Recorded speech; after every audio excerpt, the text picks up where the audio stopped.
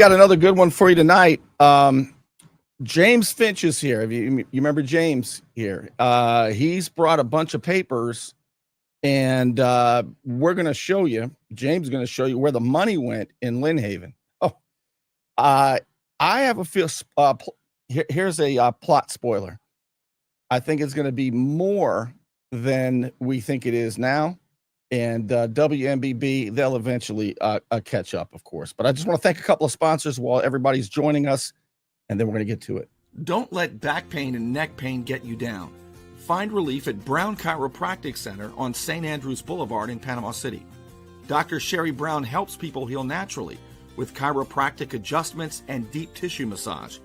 Call 769-3777. Hand caught in the cookie jar?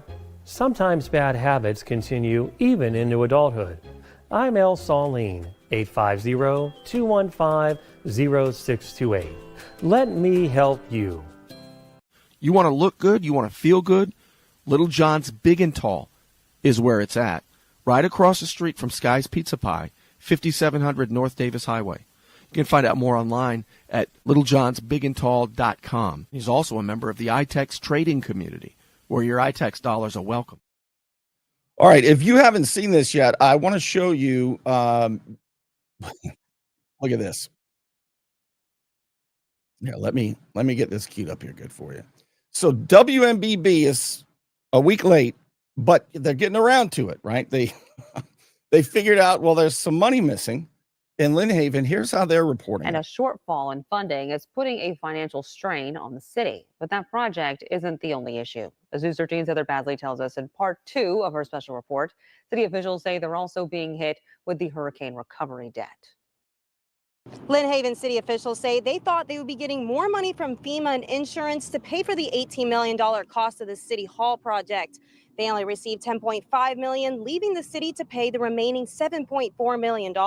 But the City Hall project isn't entirely to blame. City Finance Director Kiki Warren says the city's reserve funds is in danger of being depleted. The fund that has been paying off Lynn Haven's disaster recovery bond has run dry. I have discussed with the Finance Review Committee meeting, the Debt Review Committee, and the former city manager a number of times. Hurricane Michael Disaster Fund 101 will be out of money at the end of the month. We will be in a negative cash position of about $315,000, which means in fiscal 26, the general fund will need to make those debt service payments of $2.8 million. That's out of the general fund.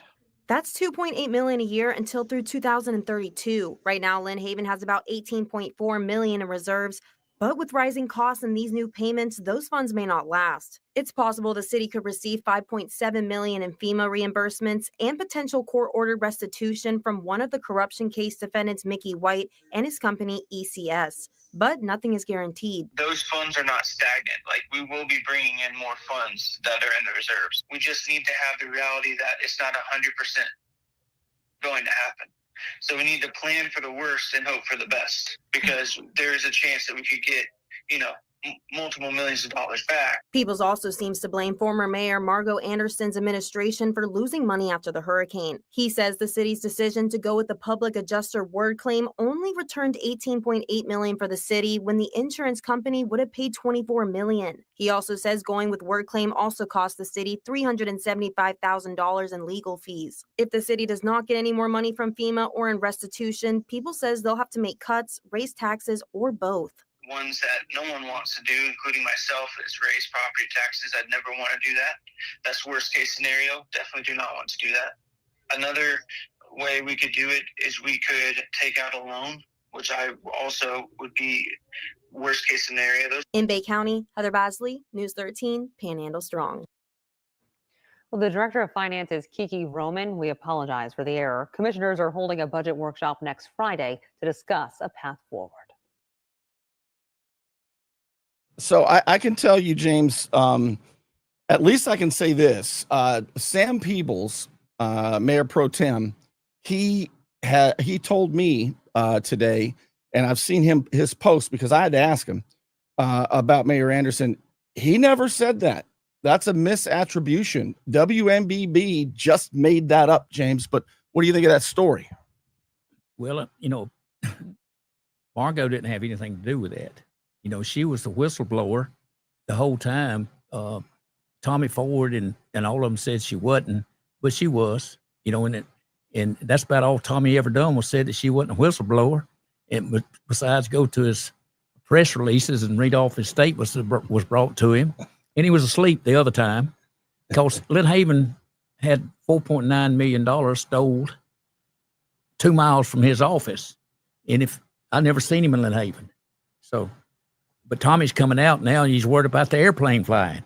Yeah. That was a remarkable, if you haven't seen this, I did a show on it the other day, but I just want to show you something real quick.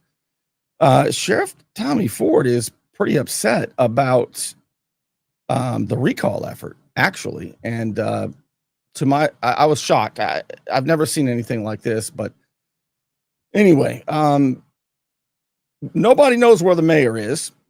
All right. The recall effort's underway. And what we get from the sheriff, there's $19 million, not where it's supposed to be. And what we get from the sheriff is quit complaining about my friends in Lynn Haven. He posted that. He said, it's not who we are. Stop being divisive and negative.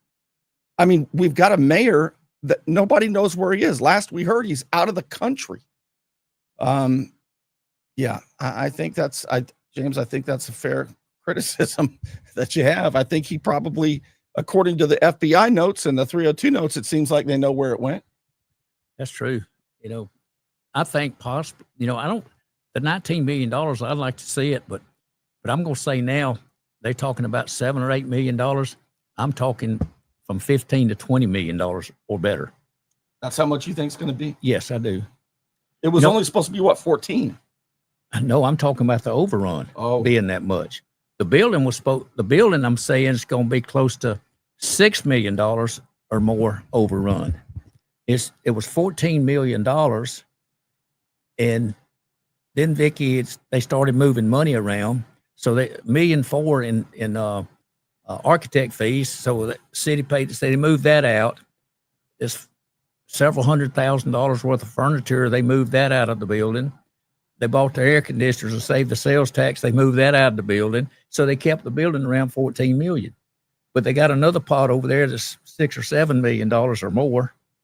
And I went to them, I don't know, several months ago, maybe 8 or 10 months ago, could be a year. But I said, look, every time they would ask for some financial answers from the commission, the mayor would put a spin on it. And then Vicky would back it up, and then it'd have another spin, and they wouldn't get no answers. So I seen that 3 or 4 meetings, and I said, look, I will pay for an audit myself and use your people. I believe Jay Moody was the auditor for the city or whatever, and I know him, and I know he's a honest guy. And I says, I'll pay your people. And then the only thing I want you to do is give everybody a copy of it. They looked at me like I had 2 heads.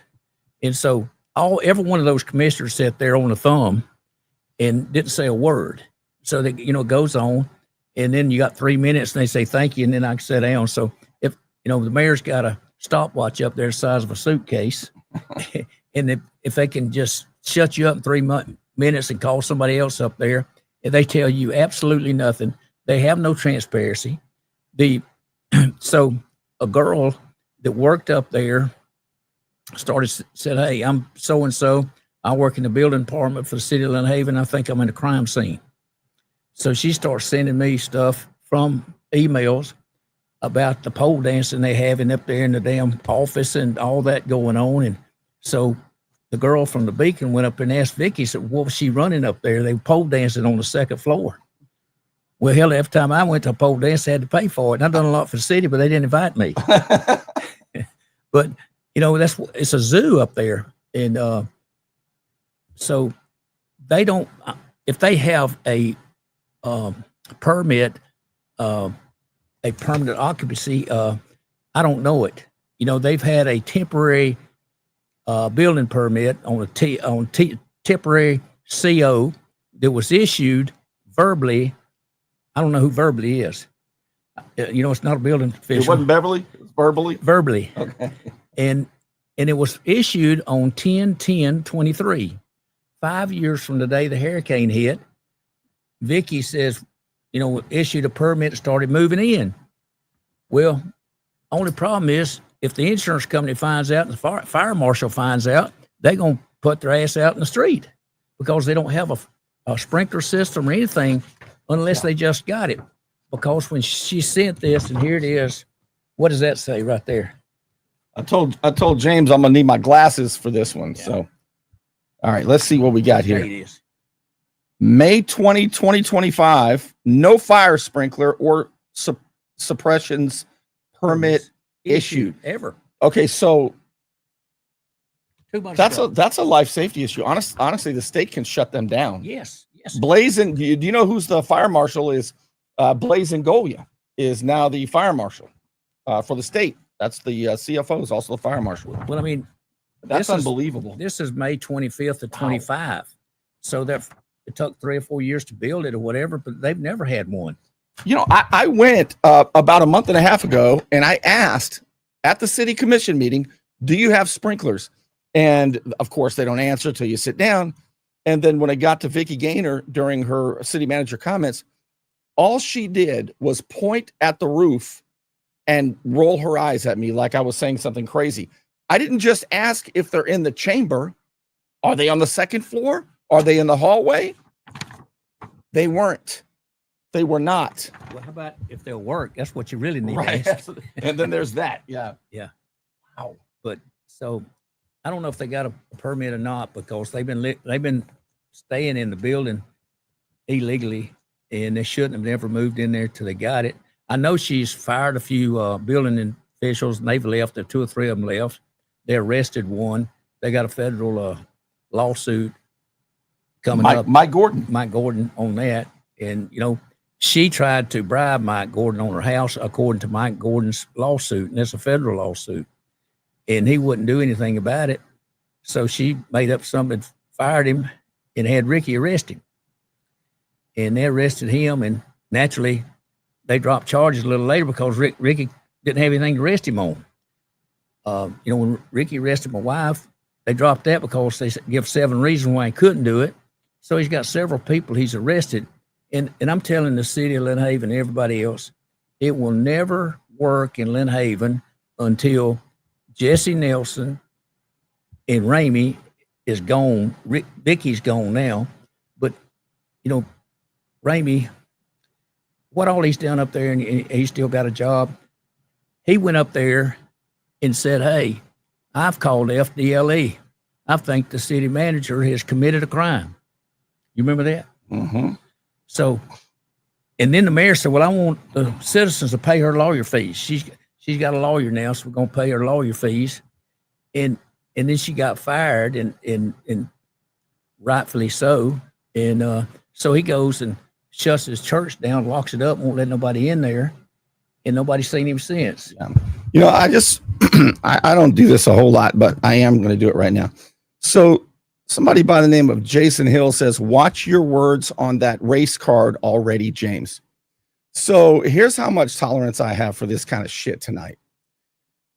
If I see any of that, not only am I going to kick you out of the show, I'm going to block you from the page. Real crimes have taken place. The mayor's out of the country. These people were wrongly persecuted.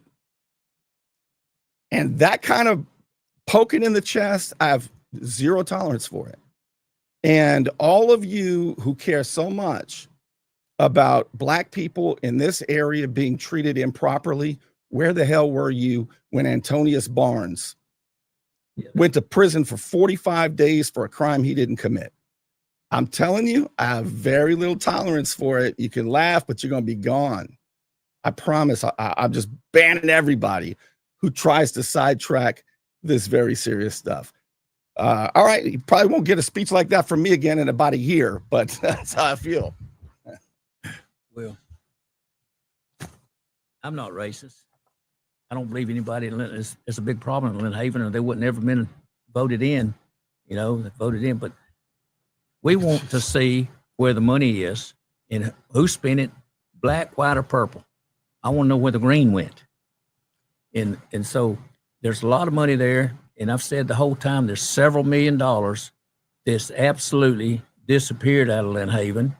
And even I have here where Mickey White, the owner of ECS, stated here in his sworn statement, nobody ever asked any questions regarding invoices that White submitted to the City of Lynn Haven for payment. Everything got paid. At first, White did not have any documentation or records regarding the work that ECS had been doing. They had to go back and create the documents supporting the invoices. That's $4.9 million. Wow.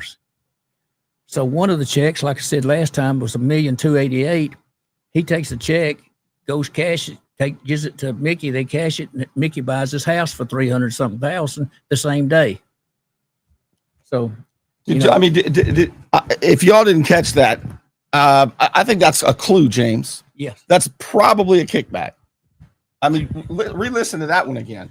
Look what James brought. These are FBI 302s. These are the investigation notes. Look, if you all people say where we don't have any evidence, people just he say she say making up stuff. These are FBI 302 notes that were unsealed. Yeah, here it is. It's document 461-9, file 20723, page 11 of David White's testimony to the FBI. So he was out partying with all of them, and here's one right here. It says, and this is who's being Mickey White's being interviewed by the FBI. While in Gatlinburg, White paid for the steakhouses, entertainment at Dollywood, and purchased gifts for the kids. White paid the expenses of several people, but White also purchased meals for Michael White, his wife, Ricky Ramey, his wife, Dan Russell, and his wife. Now here's the guy. He's running with the mayor and his wife. He's running with the city manager and his wife, and the police chief and his wife. So nobody knew that he was getting all the money. I can't imagine that, I mean, remember that this was a joint FBI sheriff's office investigation into public corruption. Nobody ever thought these would be released to the defendants. It happens less than 1% of the time. But because the prosecutor and the FBI agent at the time, Borghini, special agent, because they lied to the grand jury, Judge Walker said, I can't say they were lies, but they were factually incorrect. Well, saying to a grand jury to get an indictment on Margot Anderson that 10 days after the hurricane, she was floating around in the Keys on James Finch's yacht while he was in a hospital, didn't have a yacht at the time. You would think that would be enough to have the whole damn case thrown out, but no, it wasn't. It had to play out the way it did. And here we are with more evidence if anybody wants to find the real criminals. I mean, I thought, the sheriff, when he wasn't doing nothing, could read some of this stuff.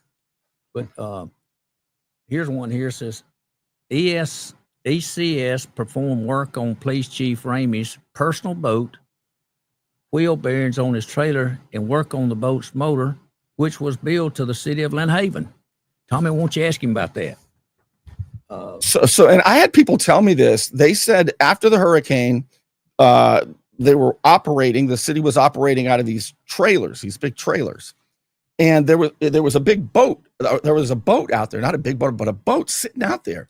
And ECS workers would be tinkering on the boat and then billing the city for their work on the boat. That was Chief Ramey's boat. He got his boat fixed by ECS, Mickey White, who billed the city $4.9 million. And then I watched Vicki Gaynor, the former city manager, tell Judge Walker that Michael White, the former city manager, was a great leader. And even though he stole $4.9 million from the city, she told that to Judge Walker. Also, she said Lynn Haven was lucky to have him as the city manager. And then asked him, how much money to steal? He said, about $5 million. Yes. Whatever.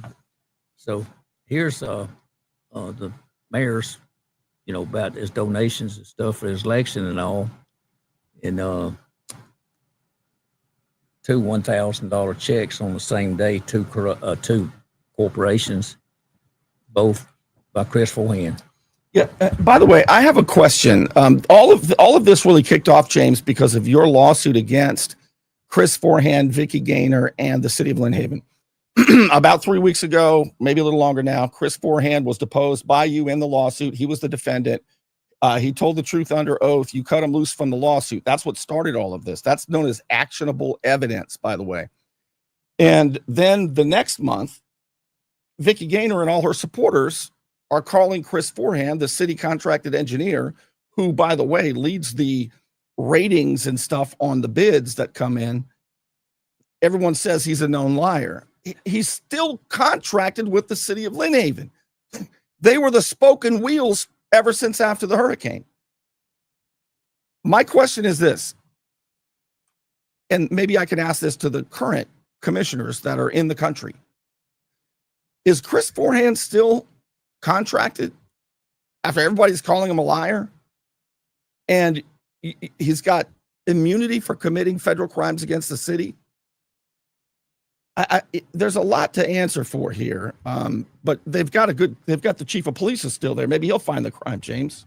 He's on watch right now. He's on watch. To him. There's that's on the desk. He's laid sideways on the desk. He got to be watching something. That is too much. But the building, I told them that they were going way above. They come talk to me about the cost savings on what they wanted to build. And so I sat down there and I agreed to meet with them. And so Vicky, the city manager, Chief Ramey come over, Mayor Anderson come over, and they showed me what they were proposing. And I said, I can't help y'all. I'm not going to have anything to do with this. As a citizen, I can't do this. So here's just a few of them. Here's what they were proposing. And this is the new city hall? Yes. Yeah, well, they've changed it. They had 52 change orders, I think it was, that was never went before the commission. And I don't know how they built it, because I'm going to ask them at the commission, would the audience be able to go upstairs and see some of the stuff? They bring you in there and one door out, but I'd like to see what's going on up there. But you can see this, they got a $440,300 proposing a kitchen. Is that true? Is that 400? All right, here they come. Old man glasses. $440,000 for the kitchen. Okay. $440,000 for the kitchen. Okay, and then they was going to for the new city hall.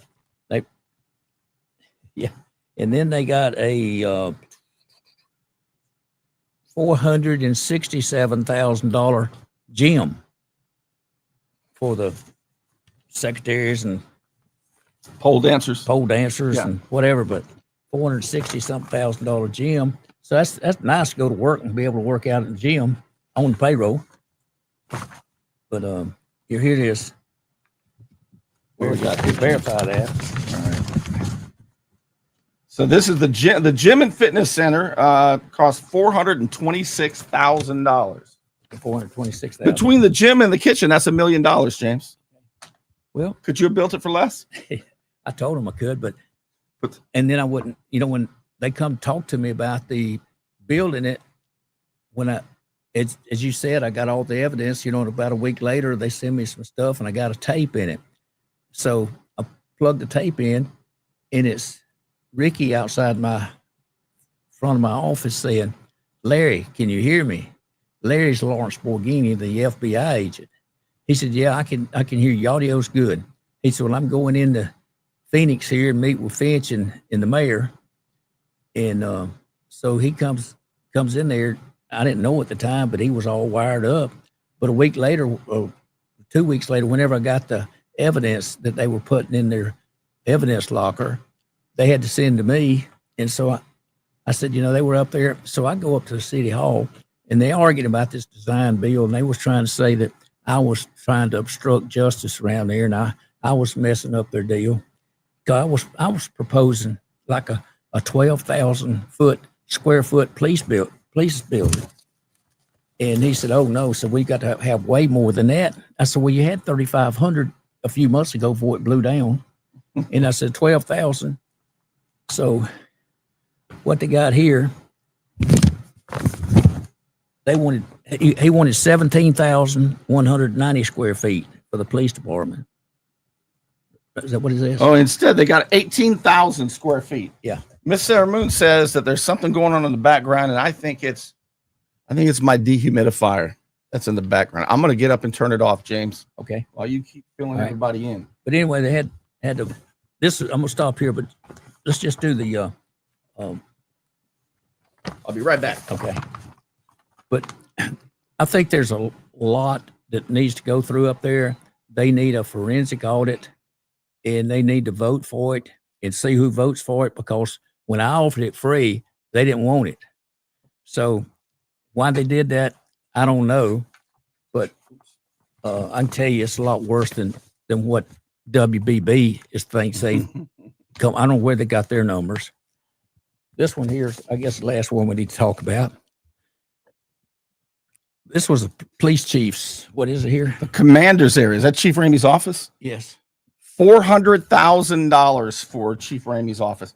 By the way, it's on the second floor. It sits the whole way across. Now let's be fair. The second floor. Let's be fair. It's 398,750 what was proposed, and what they built, I don't know. But like I say, I've never been upstairs, but I'm going to ask everybody. Say, hey, why don't you everybody be able to, after the commission meeting, go up there and see this $440,000 kitchen with a walk-in cooler? Yeah, we should have a tour. Yeah. Actually, if I were one of the commissioners, any one of the commissioners, what I would do is invite everybody on a tour of the kitchen. You want to start bringing goodwill to the people? Be transparent. We shouldn't be waiting for another week before we hear about the financial stuff. Listen, there's a lot to be critical of, and certainly we can be critical of Sam Peebles, even the acting mayor, the mayor pro tem. He didn't handle things the way I would have handled them, right? He is being misquoted, however, by WMBB. He did not say that stuff about Mayor Anderson. WMBB made that up, but I will say this. At least we should give credit where credit's due. Sam Peebles has released the report that the finance director wanted to give. He has made that public, and I don't see that very often. So good job on that, Sam. We're looking at it, but invite people upstairs. Show the Taj Mahal.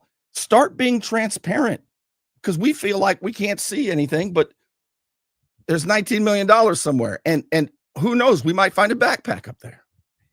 Well, I want to see the $19 million they're talking about. I've not seen anything. And I know that they were saying they were such good shape that they paid my loan off that I loaned on 17th Street ditch in 2015 for 2.5% interest, 2.55 matter of fact. And so they just paid me off one day, and this just a few months ago, and I get it in the mail, and I look at it and I said, dang. I said, why in the hell would they do that? You know, at 2.5%, you know, I guess they had all this money and they wasn't in bad shape. And I think they really was just wanting me to get the hell out of the way. Yeah. Give me the money and get me out of there. Like if they pay me off, you know, 30 years early. And at 2.5%. Yeah. And so, well, anyway, what I was concerned about, the same girl that said that I've had these numbers for 2 years and they won't let me talk about them. She didn't talk about them until the mayor and the city manager was not present. And she come up there and just out of the blue, and I like to fell out, said, you know, you've had them for 2 years and they won't let you talk. You know, I says, that is a damn crime, really. Yeah, I mean, it's unbelievable. Look, I want to say this. I do want this on the record, because I believe that there are major crimes that have taken place in Lynn Haven, and If you think Lynn Haven's bad, wait till the truth comes out about the county and its financial woes. Holy shnikes. I mean, this is really just scratching the surface, honestly. But when a finance director finally feels safe enough, says, I've had this for 2 years, and the mayor's out of the country and the city manager's been fired, she felt safe enough to say it. I worry about her security. I do. And I worry about Chief Ramey's security, quite frankly, because now that the real spoken wheels, the real conspiracy, the basis of that conspiracy of the real crimes, in my opinion, was Chris Forehand, Vicky Gaynor, and Ricky Ramey. Michael White, of course, Mickey White. Those were the three. And now all three of them are at each other's throats. That's why you see so much craziness going on. That's why you see Sheriff Ford acting out of character publicly. I don't know where this is heading, but we need statesmen, commissioners, and, I'm going to say especially you, Jamie Warwick. I remember when you used to talk with me and you came on the show for it a little more than 4 years ago. Finances was your thing. That's what you ran on. I don't feel like you've been very straight with me on finances. When I went up and asked the question and you pointed to the internet and said it's been up there. Well, the numbers were wrong, Jamie. Some of you need to step up, and you've got a fiduciary duty. It is a crime to be, and it's more than miscommunication, by the way. You guys got to step up. And if there's criminal activity, you need to report it, because all of this, shoveling the stuff from one side to the other it's not working. It looks terrible. It is terrible. Like I say, Vicky, there was enough to fire Vicky for 3 or 4 years. And it took the deposition, and they still didn't believe the deposition. It says, the mayor said it's only accusation, and we need to verify this. And the two guys, that the deposition said was there, which was 2 employees of the City of Lynn Haven, they were there when Vicky instructed him to screw me, really. And so when they went and talked to him, well, Ramey went and talked to him before they interviewed him. He went busting in the room and found him, and he comes to the commission meeting and jumps up and says, hey, I need to tell y'all that I have talked to the 2 people that y'all going to interview next Wednesday or whatever it was. And I can tell you right now, I have called the FDLE and I have put a referral in. I think a crime has been committed by the city managers who he was talking about. And I'm sitting there and I said, my Jesus, how in the hell can he turn against Vicky after she saved his job 4 or 5 times? And she did everything saving his job. And the whole town was up there at all the commissioner's throat about getting rid of this guy. And he goes up there and says, well, to hell with her, the boat's sinking, whatever. And so, like I say, hopefully he will decide, and maybe, when they come back, they'll ask for his resignation so we don't have to go through this again. Yeah. But the only way it's going to clean up is for him to get out of there and then find out exactly how much money's been spent and if any crimes has been made. They made a lot of mistakes. They say, well, there's so much going on and all. I just processed that $4.9 million. We heard this guy says, hell, they never even asked about an invoice. They just writing the checks. Well, that guy went to prison he's back. He's been out 6 months or something, $4 or $5 million for 17, 18 months, pretty good pay. Yeah. But anyway, I want to talk about the recall? Yeah, the recall's going on. We've got over 1,200 and something people that signed up. When the sheriff got involved in it, it kind of slowed up because some of them says, maybe I don't need to get involved. And, some wives would sign, the husband wouldn't sign. So we're right on the edge. We need like 300 votes between now and Saturday night. And we're going to try and get them. But if we don't get them, I respect the deal. hey, we were close. We didn't get them, but like I say, we've got that. And hopefully, the biggest day we had was last Saturday, and when the plane was up and the sheriff raising Cain about the plane, I said, well, then I'm just going to fly the plane every day because it's doing some good. And so anyway, we're real close on the recall. And the reason, everybody was talking about the recall, but nobody wanted to step up and be the chairman or whatever. And I said, hell, everybody knows my position. I'll be the chairman. I'll fund the deal. And if we win, we win. If we lose, we're going to do the best we can to get it. And we're going to be truthful and fair about it. And that's exactly where we're at. So I think that we've caused him enough problem that he's going to have a problem with us keeping that seat anyway. Well, we don't even know where he is, James. Well, I know, but I don't know either, but he's got a chance to run again. If he gets recalled, he could run again. But I can tell you this, he has not been truthful, and he's betraying a preacher, which that makes me a little upset with him. And because I know a lot of preachers, and I know hell of a lot more crooks than I know preachers. And but preacher don't act like he does. You don't belittle somebody and do what he does. And y'all have seen it. It's on I've shown it to you on tapes, and y'all have seen the actions that he's done. And what really got me was somebody needed to do this, because when the finance director comes out there, says, I've been trying to tell these people for 2 years, I've had all this stuff, and they won't let me talk. Hey, that's not the way it's supposed to be in America, especially in Lynn Haven. You talk, and I've all told all these commissioners, don't let him bully you to change your opinion.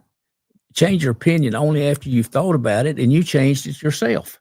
That's right. But nobody bullies you into an opinion. And, I've seen the commissioners get upset and cry up there. Well, the crying's over. We need to fix it, and we need to stand up. And then they need to do, Jesse, like they did Biden. They come in there and say, hey, if you don't resign, by the way, Jill, here's $10 million for your book, this signing, and all this, and you're going to resign, and you still got 6 months of president. You can take the plane and vacation, whatever you want to do, but you're going to give up the seat. If you don't, then we're going to go to, number 25, and we're going to say you're unfit. We're going to bring the ambulance in, put the straitjacket on him, haul him off, or you can resign. So they need to come up there and say, hey, we got 4 votes, Ricky, make your decision. I'll tell you this too. The recall, there's 2 days left. When you go for a recall, there are 30 days to get 10% of the signatures of the voters in the city. And Saturday is the last day, and they will be getting signatures at Roberts Hall. Friday and Saturday. Friday ends tomorrow, and the next day are the last 2 days. And James has got the plane flying again, so there's going to be an angry sheriff, evidently, but they need about 350, 400 signatures to be safe. It's going to be a close call. And I hope that if you're a Lynn Haven voter, I hope that you'll do your part. But again, if they don't get the amount, and I've told all of them this, it is a hard thing to do. But big salute. Everybody's doing their part. And I'm proud of what citizens are doing right now, James. I am too. And like I say, we got like 300 votes, 280, whatever. And we've got a lot. And like I say, some people didn't want to sign after the sheriff, come out with his deal. And then I've had wives sign and the husband didn't want to, and vice versa. But we've got a lot, and hopefully we get there. And but if we get there, we still got to go and get the next 30 days. We got to get half that many again. And so we're prepared to do that. And if we don't get it, we respect the system and go. I mean, what I don't like about the system, it's based off of the 15,300 voters in Lynn Haven, and only a couple thousand of them vote. But that's the rule, and I respect that too. But I wish more people would be involved. And the vote's a precious thing, and you should be able to vote and be interested in the city. And and say what you believe. Absolutely. By the way, if you're interested in helping get signatures, you can email right there, committee@lynnhavenrecall.com. They'll get back with you, committee@lynnhavenrecall.com. If you want to get us, if you want to sign, if you need to contact them, if you want to help get signatures, committee@lynnhavenrecall.com. James, any last thoughts? Yeah, I would like to say, everybody thinks Vicky got fired because she changed the documents and, on the bid. Vicky got fired because she took $500,000 of your money and give it to a contractor for less work, more money for less work. I was going to do all the streets for a price that she took out 5 streets, and I was $285,000 low. And she gave somebody $345,000 to do the job and had taken out 6 or 7 streets. And so it's probably a $500,000 or better problem that she just shoved that money out there to get me. And then later on said, how are we going to get rid of James? He's not going away. So they take the $4.4 million they owe me and pay off a 2.5% note. And then I find out they're $315,000 overdrawn or going to be overdrawn in one of the This month. And so, but if, I know that finance girl come up there and she's been scared and the whole deal, but I don't know why she would say, let's put that money in an annuity that's paying 5.5, pay that note off, it's financed, and after it's paid off, we still have the $4.4 million. James, tell us this. So it's kind of hard to start all this stuff because it's so much, but so back around 2015, James, the big project, the 17th Street ditch, the big dangerous ditch, that the city manager at the time, Joel Schubert, and James Finch, Phoenix Construction, they decided, look, let's fix the whole thing now. James said I could do it for $5.2 million. The city didn't have the money. They didn't want to take a loan at more than 6%. James said, I'll finance it. And it ended up doing it at much less, at $4.4 million. James said, don't pay me till I finish. Finished at $4.4 million. Of course, Vicky came back and said, can we borrow the remaining $790 or so? And of course, James did at 2.55%.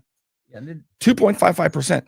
So they just paid you like $4 million or something.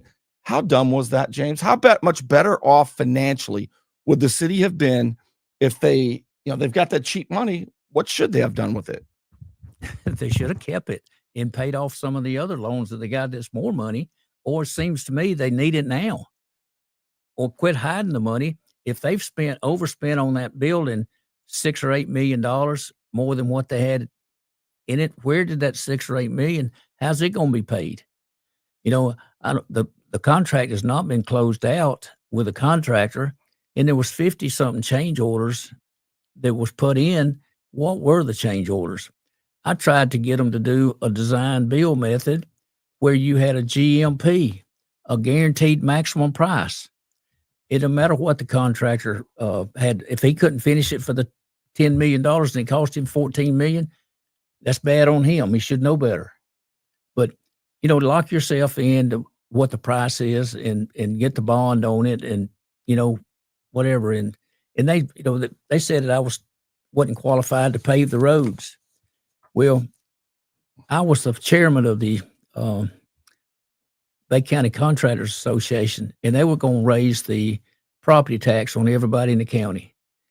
And I said, listen, why don't we try and do a 0.5 cent sales tax, which would get to do the infrastructure in the city and all over the county, and base it off of what the school board did. So the school board had done 10 years. We had 10 years of records.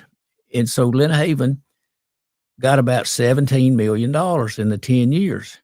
So I said, okay, they're projected to get $20 or $21 million. But if you want to borrow some money, borrow up to like $15 million and then stop. Don't do anything till this money catches up, and then you zero it out, and then you spend the rest of it as it comes in, and you're safe there. Well, they didn't do that. They took and bought a fire truck out of it and all that. So, Margot had say, hey, you got to pay all this money directly to the note every month. Because, in March, it was a big check, and July is a big check, and then October, November is not so big. But that was the way to do it. And so that the county, look at the city of Panama City, they've been doing all the work down there. And a lot of it's the half-cent sales tax, but the property tax, how the politicians is, hell, they'll raise the tax anyway. They got that. So that's now, but that's how it got started. We took the $90,000, partnered with the Chamber of Commerce, and the Chamber of Commerce advertised and went and met with the cities and said, this is what it'll bring in, and we won't have to do the property tax. Well, we got that approved, and we got it approved last year for the next 10 years. So the money's coming in to fix some streets around there. And what was good about it, the beach pays, I believe, 63% of the money that comes in. So that was a win-win situation. And the infrastructure had been really bad in all the cities. James, it seems to me that in Lynn Haven over the past 5 years or so, they've got to either be, it's probably going to be a little both, but it seems to me that they're incompetent or on the take. And it's, there's always a problem with government spending because there's no incentive really to, it's not your money. You're spending other people's money on other people's stuff and for votes. It's like a triple whammy. But do you think this is more incompetence? I mean, my goodness, it's pretty hard to be as bad as they are. I don't think anybody on the commission, is stealing any money. I'm thinking some of them in the department heads is mismanaging the money really, really bad. And so you throw it away or steal it. Either way, it's gone. And, but just, I'm looking at the police department up there, and the police department's got all the fancy black trucks, blacked out, illegal windows. You can look at the windows and everybody else gets arrested for them. But that way you can take your girlfriend and drive around all day with it, and they never know you got the girlfriend with you. That's right. And they can just pull off the side of the road and go to sleep. But when you're running one of them down, you don't know if you're running down a pimp or a policeman. So, we need the police cars. We need to, be able to run a police car down. No, it's a really, police car. Most towns got the name on it. Yeah. Lights. And I have a real problem with that. Right. I understand if you need a few vehicles for your covert operations, everybody has to have the cool stuff. But, people like to be able to say, first of all, it's a good deterrent to keep people from speeding. But secondly, if we need help, it's nice to be able to flag a peace officer down. That's all. Well, my problem was, why a 4-wheel drive truck? Right. They're $5,000 or $6,000 more than a 2-wheel drive truck. There's no dirt roads in Lynn Haven. But I guess you can pull your boat on the weekend if you're going fishing, whatever. But I'm saying there's a lot of mismanagement up there. A lot of it, I've heard there were 62 police officers up there. I don't know if that's true or not. That's hearsay. So somebody might want to check that. But that's a hell of a lot of policemen for the little town. Yeah. But they go all the way to a 4-star general. He took a chief stuff off and put 4 stars up. So you got to go all the way through majors. Who'd you think he stole his uniform from again? I thought it's Douglas MacArthur. I thought the chief is the chief. If you don't want to be chief, don't be chief. But anyway, we need to. It's a small problem that can be straightened out with the right leadership. And I want, the city of Lynn Haven. I love the city of Lynn Haven. It can do so good. And it's the best place to live, I think. And, everybody says, like the judge, they were saying, they was telling the judge he's got 2 airplanes and he's got enough money to leave and not come back. This was what they were saying when they said arrested, you were a flight risk when they arrested you. Risk, yeah. So I raised my hand and said, Judge, can I say something? He says, yeah, you sure can. I said, my office is 2 blocks from where I was born. I've been there all my life. I said, you might put me in jail one day, but the day I get out, I'm going to be right back in Lynn Haven. So I said, matter of fact, I've been in that hotel over there 2 days waiting on y'all to arrest me. He said, you been in that hotel over there for 2 days? I said, yes, sir. I said, I have called and asked to turn myself in. I'm tired of getting up at 5 o'clock, getting ready where they won't drag me out of the house barefooted or whatever. And I said, so I sent them an email and said I wanted to come to the grand jury. So they said, oh, okay, whatever. So they called me back, says, this was on Thursday, said, be here Tuesday morning at 8 o'clock. So Monday, I sent them another email and told them I wasn't going to come to the grand jury. So I packed up my stuff and I went over to Tallahassee and I rented me a room. Tuesday morning, they had the grand jury. They didn't do anything Tuesday, so I told my wife, I said, I'm going to stay one more day. And so that next morning at 7 o'clock, they surround the house, 10 or 12 carloads, TV station, everything. Beat on the door. They asked my wife, says, Mr. Finch here? Said, no, he's in Tallahassee waiting on y'all. And he said, what? He said, well, you can come in and look, but you can call him on his phone. So the guy called me on the phone, and he was just screaming, where are you at? I said, who is this? He says, this is Agent Borghini, and he's just screaming. I said, hey, you need to slow up. You're too fat to that. You're gonna blow a damn fuse, And so he was screaming. I said, hey, I'm in an attorney's office in Tallahassee, and I'm Rob Vicina's office, which was Margot's attorney. And they said, I want the physical address. I said, he's in the bathroom. As soon as he gets through, I'll ask him. And so, he was just going crazy because they were having a press release over here for me to be arrested. City, yeah. And they were going to film me coming out of my house. And guys, this is pretty funny at the time, but it cost me dearly. It pissed them off so bad. I think they hated that worse than anything else. Yeah. I think they hated that worse, because they wanted to put a Bowie knife in and come crawling up on their belly all painted up or something. I don't know what the hell they were doing. But anyway, they were really bad about that. So the judge said, Mr. Finch says, you've been over there for 2 days? I said, yes, sir. He says, you're going to be able to go home today on your word, and you're going to be able to use your airplane, but you're going to have to deal with the pretrial guy there and do everything, which worked out pretty good. So then they took me back over there, said I was talking to some of the people about the case. Well, hell, I got charged with a case and I wasn't even here. I was in a coma. So I said, and I'm reading all this stuff that they're sending me, and this guy says this, and the other guy says, it's not true. And when you see them on the streets, oh no, we ain't said nothing. And hell, I had all the information. Yeah. And so it was really bad, and it went on for a year, 2.5 years. So I get the stuff from everybody around the state started sending me information on the prosecutor. The prosecutor, Stephen Koontz, that prosecuted me.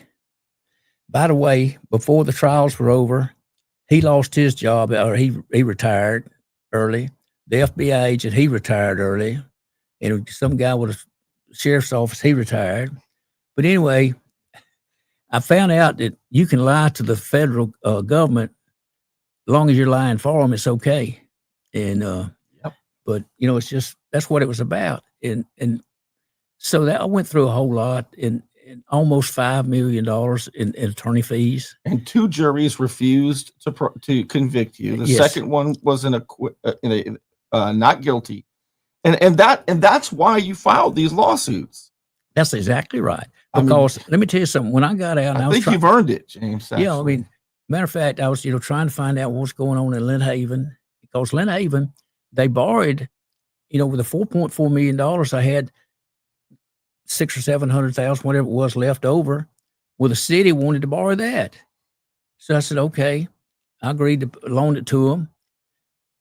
2.55%. Same deal. I said, okay, I need to get a scope of work so I can bid it and tell you how much it's going to cost you. So when I get the scope of work, it's fixing all the stuff on Vicky's street, in Colorado and all that, and I'm fixing this stuff. And so I fixed that, and I'm over there on trial about it. And none of them said, hey, James asked us to borrow the money. No, we asked James to borrow. Could we borrow the money? He said yes, and we all voted for it. They didn't say that. They let me go to trial, and they said I had bribed Barnes on that $700,000 of fixing that. So I get all the, So ridiculous. what was really good, we had 290 votes in 42 years on my construction bids in Lynn Haven. 294 and 0 against. I never had anybody vote I had the best deal. And so they had a hard time trying to convict me because they didn't have any evidence. Matter of fact is, they didn't even call to trial the guy I was supposed to have bribed. He wasn't even there. It was the craziest thing. It was clearly, they always use the word vendetta when they don't like what you're saying around here, but it was persecution. And James knows I didn't know him. I met him in the courtroom, and I had heard things, and I thought, as I always say, I thought he was a mobster. And I fully expected, when I looked at all 79 counts of you and Margot, to find a bunch of stuff you did. And to my surprise, you didn't do any of it. And everybody knows the rest of that story. But I was going to make a point, and I think I've forgotten it. This will be a good time for me to thank the unknown patriot. However, thank you. Couldn't do it without all of your support. Those of you who throw a tip in the tip jar, that's crowdfunding. And again, I couldn't do it without you. Thank you so much. As little as $5 a month, which is the best money you can spend on the internet. You know that. That's why you're here. God, that's a good deal. I need to start charging Lynn Haven, and they don't even check the invoices. That's what I need to start doing, James. I just figured out a plan since nobody's looking. And that's at patreon.com/Bernie Thompson. Patreon.com/Bernie Thompson. Oh, and Substack. There's another one for you. All right. No. What do you want to say? I just, and into this, we got 2 days left, and if you feel that you need to come sign the petition, we would like for you to do that. If you don't feel uncomfortable about it, that's no problem either. It's going to be what it's going to be. And so, well, this story is really just, I don't know how this ends anytime soon. We're going to keep finding stuff. Well, I finally got this week where we've got some dates. The city's been dodging Vicky's deposition, but we were able to subpoena 2 of them for September the 3rd. I'm planning on doing all the commissioners, the finance director, every bit of it. I'm going to find out where the money was gone, if they find it or not, but I'm going to help them find it or find out what happened to it, because they cost me $5 million in 3 years. I could have been going to Key West and having fun. Yeah. But, just think about this. The guy they tried to throw in prison that had to go through 2 trials on a bribery scheme that the government can't even use anymore because it doesn't require evidence. The whole story is insane. Is the same guy who wants to put everybody under oath and show you where the money really went. Now, you'd think that wouldn't make a sheriff angry. Why is the sheriff and the police chief angry that everybody's going under oath and they're finding where the money went? Why would they be angry about that? Think about that for a minute. Well, they're going under oath, and I want them to tell me, why and where, what was the big deal? You sent Margot to prison for 30 days because when did you know Mickey White? She says 2 years later, she said, I think it was November or December. October or something, yeah. December, yeah. December. Well, they went back and they said, well, your first meeting after the hurricane was at Mosley High School, and Michael White introduced everybody to Mickey White. So you lied to us. And so they used that, and they kept saying, we're going to keep trying you. We're going to keep charging you, or you're going to take this 0 to 6 months. And she was crying, and she asked me, and I said, Margot, you do whatever you want. You know what I'm saying? I'm going to be behind you 100%, and, whatever. But you need to think about all these people have been waiting 2.5 years that's pled guilty, and the only reason they hadn't sentenced them is because they want them to say something awful bad about you, and they'll get less time for it so they can convict you. And they use the leverage to do that. So they held them out 2.5, 3 years, and then they were going to get up there and say, I stole $4.9 million. I've still been stealing. if they hadn't put me in jail. So, but if she says she didn't know me, she's a bigger liar than I am a thief. Right. You know, it's So yeah, basically what James is describing is at the end of the prosecution of Margot Anderson, she didn't go to trial and she didn't make a plea deal, but she took a plea. After 4 Christmases, she was indicted initially on 64 counts, 1,000 years in prison. After 4 Christmases, she said, I don't want to take that deal. And the prosecutor said, if you don't say that you met him in October, but you made a misstatement, if you don't do that and you're found not guilty, we'll meet you on the court steps and indict you again. How many Christmases would they go? She didn't know, but she knew how many they were willing to keep. They weren't going to stop. By the way, you can read all this in her book. It's on Amazon. Hurricane Michael, Storm of Corruption. All those documents that you saw from James, they're in here. She quotes them. Hurricane Michael. I'll put the link in here for you to get it. You know, they made me several offers. They did not want to go to trial. The second time after the hung jury, and they didn't even bring the guy that I was supposed to bribe. But they only had one witness against you, and it was Michael White in handcuffs. Yeah, and so, but they offered me several things, and I told them about my ass is what I told them about, and so I went to trial the second time and was unanimously found not guilty. I didn't take the stand. I didn't have no witnesses on the stand. The judge come up there and said, okay, if you bring those witnesses back, then we're going to have to bring everything back up, and all that. And then they tried to make it racist. And so anyway, I didn't take the stand. I didn't put no witnesses on. They put on their best thing they could do, and I was found unanimously not guilty.